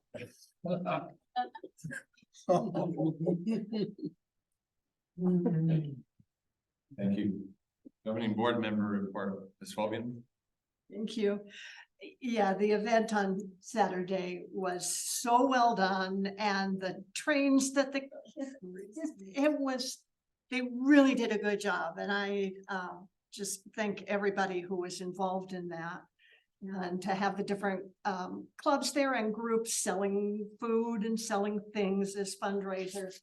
It was a great event and I look forward to it being even better next year. Thank you. Ms. Vasquez. Same thing, like everything, congratulations, Mr. Verdugo for 31 years. Somebody's gonna sleep with the dogs tonight, but I guess that's okay. Anyway, kudos to Mr. Fanning. Okay, this first annual Christmas lighting party was amazing. The train just took away with everything, you know, it was just so well done. The kids, you know, really decorated them and they put, you know, gifts and all that stuff on them. It was really, really a sight. It was a lot of people, a lot of community came in and it was really, really nice. And again, you know, the food and all of that stuff was really, really, it was a really good presentation that they had. So that, you know, we need more things like that, you know, to be done so that our community could come in and see, you know, all the great things that our kids are doing and that their kids are doing and stuff. So I thought that was great. Just, you know, good luck to all of the basketballs. Right now they're playing basketball and what else? Boys are playing basketball, girls are playing basketball and soccer, right? And wrestling, right? This is the time for wrestling. So just good luck to everybody. You know, I hope that they have a great season and just, you know, keep up the good work. Thank you. Thank you, Ms. Vasquez. Mr. Beach. Yeah, thank you, Mr. Verdugo, for mentioning anniversary. My heart started fluttering. And I forgot also, but mine's coming up in December, so. The light bulb's on. Yeah. No, just look at all the new clubs, the SEI club, the tabletop gaming club. I'm all for the more clubs, the better. Every kid needs a little niche to sort of move into. And I love seeing these new clubs, okay? Besides the wrestling club, the cross country club and all this. So everything, reading, art club, whatever, get it out there. Thanks to all the people that are donating funds to all our various clubs. And I want to say kudos to the soccer team. They hosted a big invitational. I know how much work it takes from the grounds and maintenance to the officials to Chris Laughlin trying to organize everything and just the work that went into it. I heard nothing but good things from the parents, the fans, the coaches from opposing teams. So congratulations. We made it to the semifinals, dropped a close one there, but outstanding invitational on our state-of-the-art facility. We got to showcase it this weekend. So good job to our soccer team. Thank you, Mr. Beach. Mr. Kramer. Thank you. Certainly, yes. Like the tree festival, I went in there and I parked in the back and walked through a little bit just to see when they were setting up. Very nice. You know, it's a good thing when people want to be part of it. And when after the event, more people said, hey, how come we weren't invited? How come we weren't part of that? Which I know then that means it was even better. So it was very good. It's there. The tree is lit up. Obviously, we can drive by it every time. But certainly good. Certainly nice reports, principals reports. Those of you that stayed, certainly, those are great. I love the pictures. I think that we've all adapted to that. More of just the words. Pictures certainly are very good on that. As Mr. Beach said, the soccer tournament was the fact that the obviously was very good. The results sometimes aren't as good as we like, but nevertheless, the fact that we had a tournament on our grounds, something that I'm sure that everyone's gonna say, hey, let's get this even next year and let's do it there. We liked it. That's gonna be the testament of whether or not we keep building upon that. It's certainly important. Hopefully that, I don't know who, hopefully as principals, those of you who are here, I don't know if you're participating in the big parade. That's in this Saturday with your floats. I know that's a big thing, certainly for our school district, even though it is in that other town down there. I don't remember the name. But nevertheless, certainly it's always good to participate in that because that is a big event. That is. I mean, those of us that have been part of that, it is. And it's hard to get out of that area when you're there. But nevertheless, it's always nice. Exactly. And certainly I know some of us, and I know that Ms. Bovee, and you are protesting in your way, which I salute for that. Because I know some of us are still going there, and I hopefully that because we talk about hiring practices and hiring and everything and the ethics. And as we put up here about our norms and ethics, I hope there's just more of whatever solidarity to bring about some change for those of us, although there was me just walking out in a silent when that person was speaking. I am hopefully there'll be more and there'll be more discussion as we chatted about it. Because I think it is important that when your top person is there probably for a reason that we're going, wait a minute. I think I'm talking about the Arizona School Board Association and those of us that have been part of that. We fought it 2 years ago with Ms. Brown, much to our chagrin. It didn't go as well as we wanted, but we did, I think, said something. It was a statement. And I think it's important for that. And I'm bringing that up because although people around here probably, okay, well, it's up there, whatever it is, but it isn't. It's important. I think it's that organization, we are supposed to be leadership and it's supposed to be about that. And if it's not about that, then why are we a part of it anyway? So, and I'll give you kudos. When you first came on the board, you said you're not signing it because it's a political organization and you felt that then. Well, you know what? Your testament probably is ringing true because it is certainly has gone that direction. And it's silly and it's sad, but I'm just throwing out words on that now. But nevertheless, I think it's important as a board, when we go there, hopefully there's something said and done that we can come back and say, you know what, there is some still ethics. So I'm going on too much probably, but nevertheless. And good job, principals. I know that we're having one more board meeting prior to the holidays, but keep up that final push. As we're talking about those letter grades, because this between now and then is that big push to, certainly it's important. So thank you, Mr. President. Thank you, sir. The first thing I want to mention is just for information and that I read about how we're having serious issues here in Rio Rico with our water, PSAs in our water, and it's quite the concern. So I just want to throw it out there, food for thought for our district, to protect our kids and our community. So be careful. Can you elaborate on PSA? Yeah, there's certain fluorides, I think it is, excessive fluorides in the water. He's right. I mean, you're right. So at any rate, be careful, even making ice cubes, guys. Be careful. And so, the other thing I wanted to say is that, Mr. Verdugo, I know that you take a lot of heat from the board, and tonight, we had mentioned the high school and it's hard. You and I had a discussion recently, and I want to thank you, by the way, for inviting me to have a discussion with you in public. It was really interesting and grateful. But I wanted to also commend you for your push for dual enrollment, because we really lorded over all our neighbors around here when it comes to dual enrollment.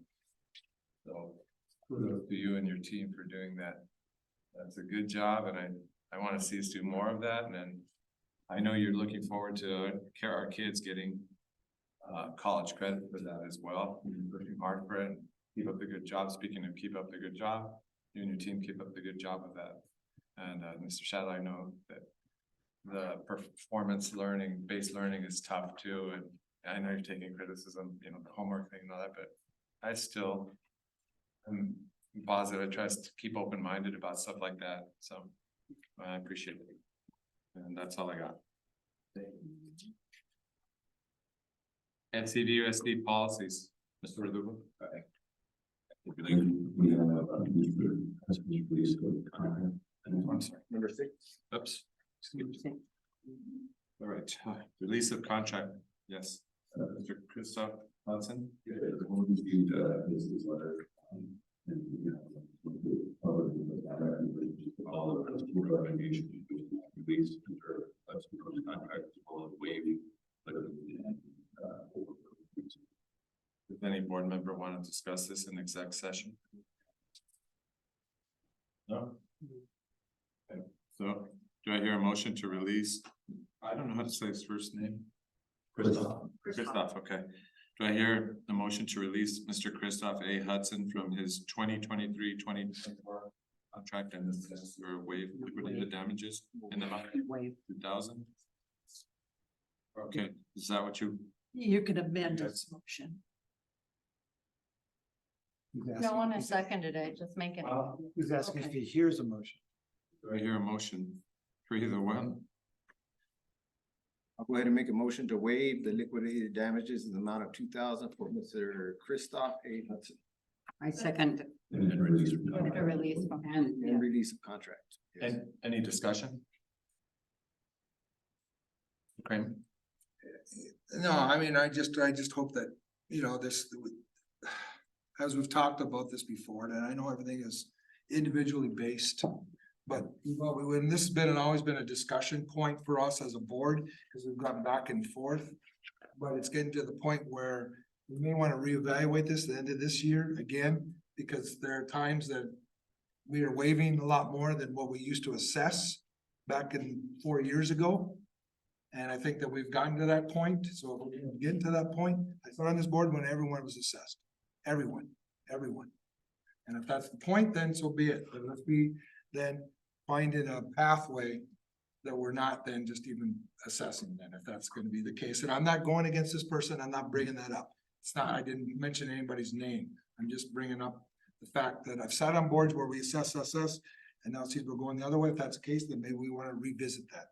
Yeah, and I think, Mr. Kramer, but I think what we did previously was really look at why we were. And I think that policy and listed some specific and.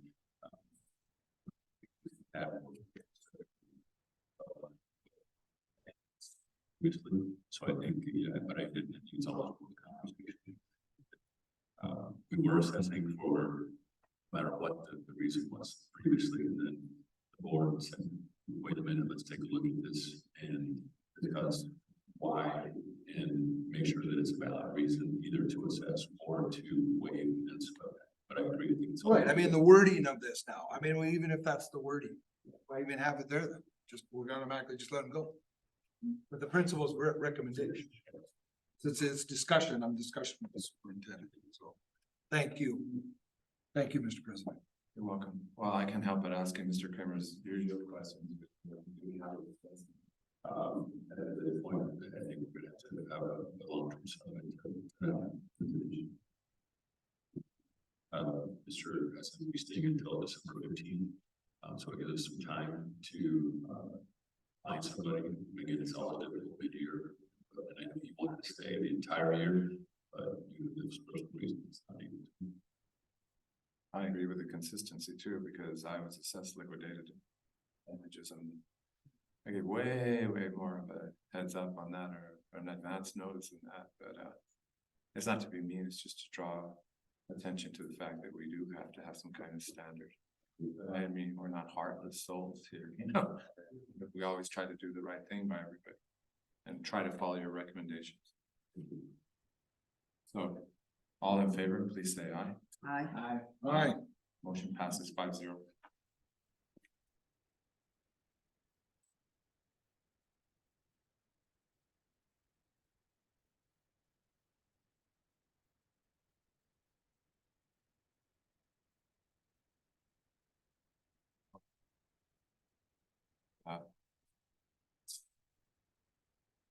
The moment, yeah.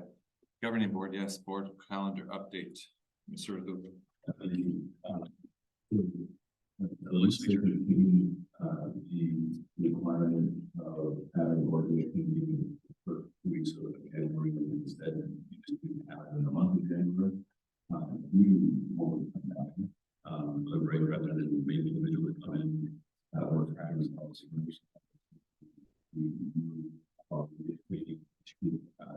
I had to approve regular meeting.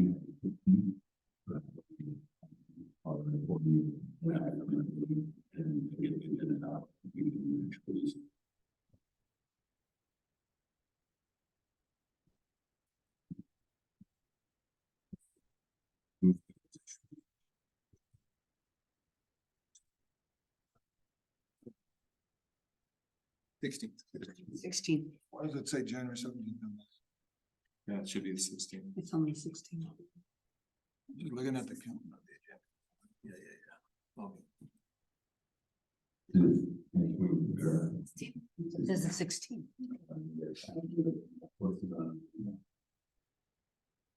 It's reading, it's reading. That's 395. Yeah, cause that's 2023. What you're looking at is 2023. Why would I looking at 2023? I think it was just showing. It was listed as the.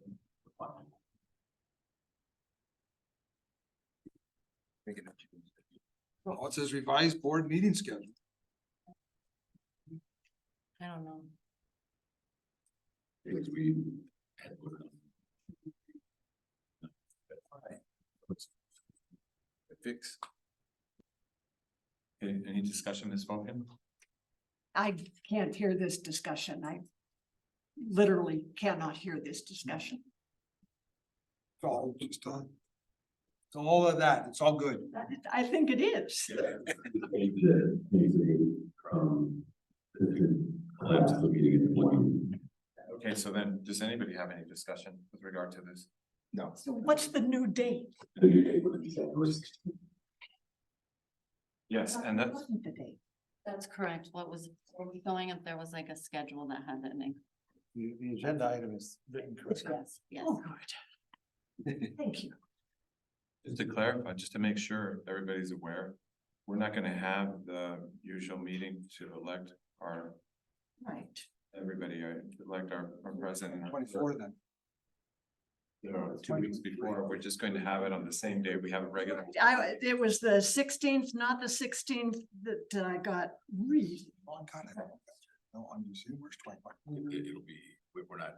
Sorry. Right, so do I hear a motion to cancel the January 9th, 2024 organizational meeting and to add it to the January 16th, 2024 regular governing board meeting? So moved. Second.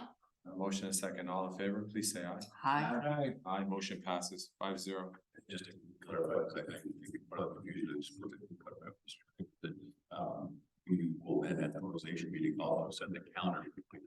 So this is just the 2023 calendar is our first meeting for setting meetings.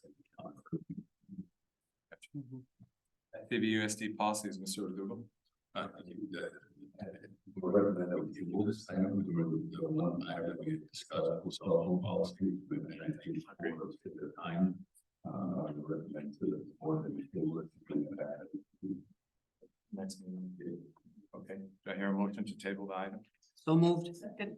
A motion second, all in favor, please say aye. Aye. Aye. Passes 5-0. Propose and prioritize topics and possible dates and times for future board meetings.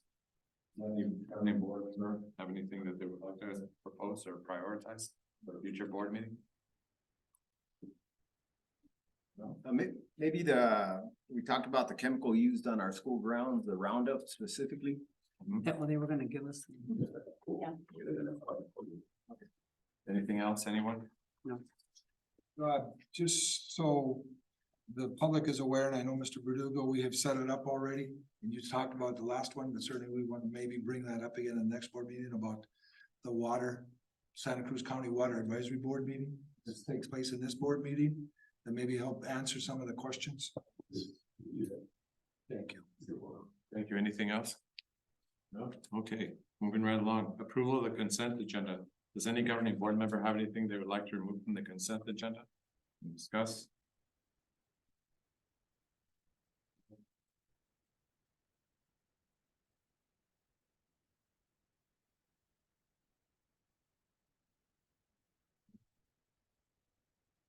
Okay. That was a no. Sorry. No, not right now. Thank you. Beach. Kramer? Nope. I'm sorry, guys, but I do. Number 3, the number 14.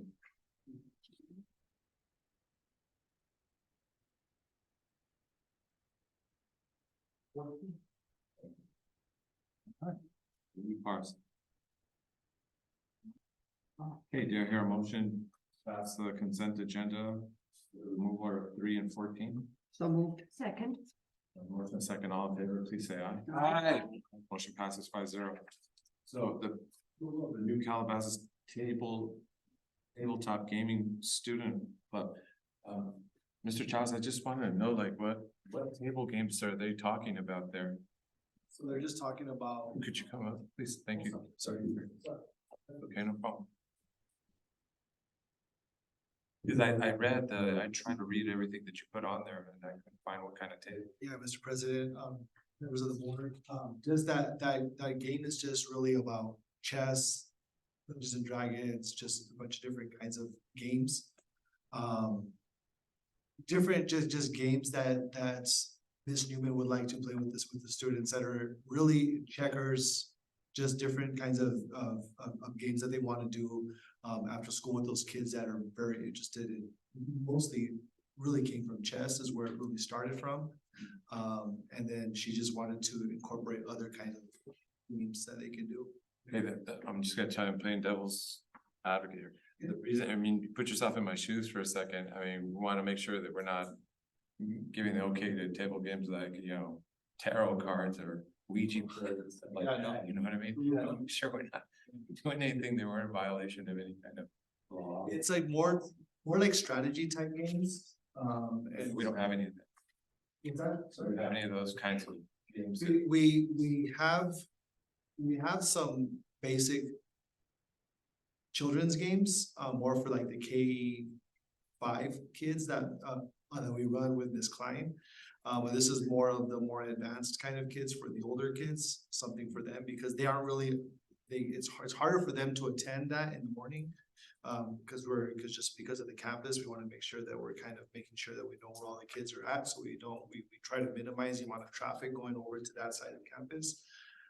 So that's why we kind of want to create something a little different. For them. Okay, thank you, sir. I appreciate it. Any card games?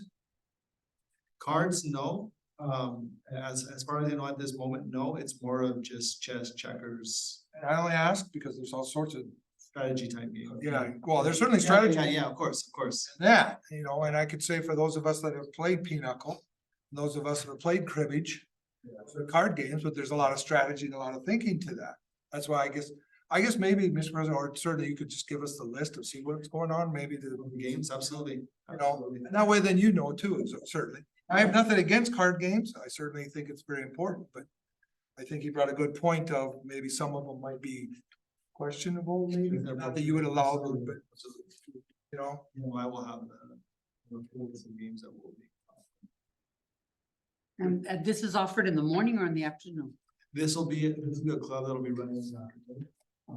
That's what she's doing. Like with the 21st century or something? We don't have the 21st century, so she wants to just run, she just wants to run it up. Try it right now and kind of see how many kids she can get out. She has a good amount of kids that are interested, they keep asking me, hey, so is it on the board meeting? So kids are interested, they're waiting. Great to hear about chess. You know, Yes. but thank you, sir. You do. Appreciate it. Thank you. Thank you very much, appreciate it. Any further discussion? No? Is there a motion to pass number 3 of the consent agenda? So move. Second. A motion, a second. All in favor, please say aye. Aye. I was gonna say discussion was a good call on that, and certainly thank you. Thank you. Aye.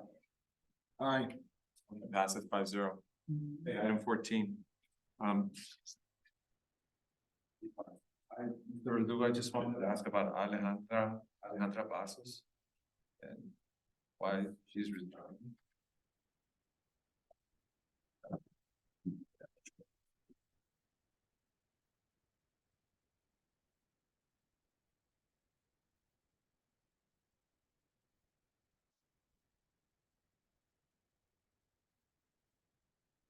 Either my department.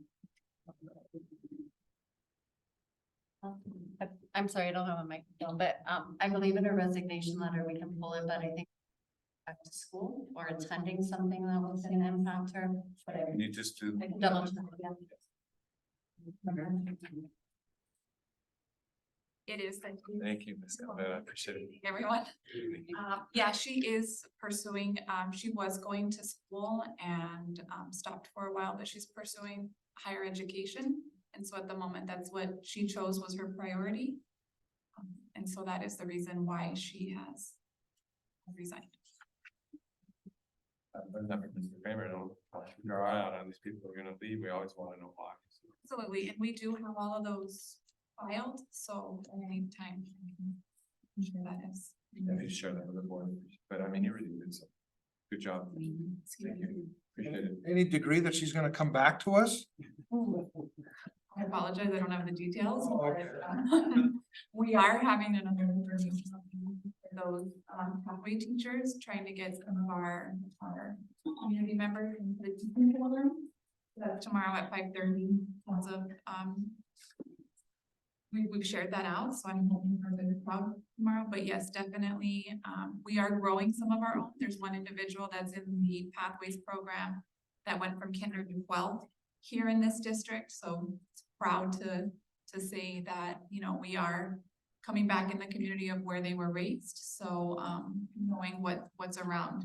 So yes, we're definitely moving in and assisting. I always bring that up because it is very important for us to have community members that are in the teaching profession, you know, the families, you know, the expectations that they're in the field right now to learn more about at the different sites. So there's 2 individuals who hopefully will be in the next year and a half or so able to work at our district. Thank you. Appreciate it. Did I hear a motion? Any further discussion? I hear a motion to pass number 14 of the consent agenda. So moved. Second. A motion a second, all in favor, please say aye. Aye. Aye. Motion passes 5-0. As we have no further business to discuss, this meeting is adjourned. Good night. At 7:37.